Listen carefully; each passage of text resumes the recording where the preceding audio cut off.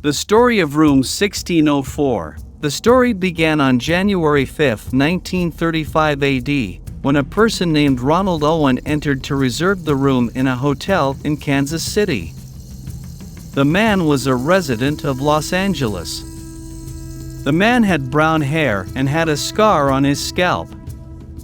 He had no bags or luggage, only a brush, a comb, and paste. Teeth. The man lived in room number 1604, and one of the female workers in the hotel went to clean the room, but the man had signs of extreme fear and was sitting on the bed in a state of fear, and all the curtains of the room were closed.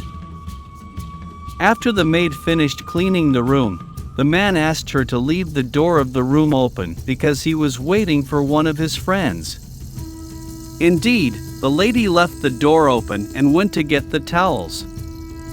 When she returned, she found the door closed and found Ronald with a sign saying, "I will be back in 15 minutes. You have to wait," and the maid went to the room. In the morning, because she found the door closed from the outside, and she expected that the man had gone out, but when she entered the room, she found him inside with another person who closed the door from the outside. Ronald was sitting in the middle of the darkness, then the phone rang, and Ronald answered nervously and said, "I do not want food. I just finished my breakfast." On the same day, the taxi driver informed the police that there was a person who had ridden in the taxi with him, and said that he would go to kill one of them tomorrow. The driver recognized the passenger with him, and it was the same man, Ronald, and when the worker returned to the room with the towels, as soon as he touched the door, a rough voice appeared and expelled her from the place.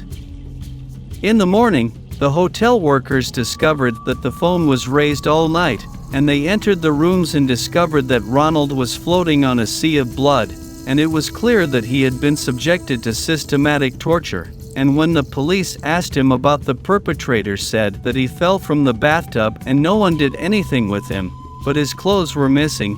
And the strange thing is that the man was not named Ronald, and that the owner of the name had died in a hospital and was buried in a public cemetery.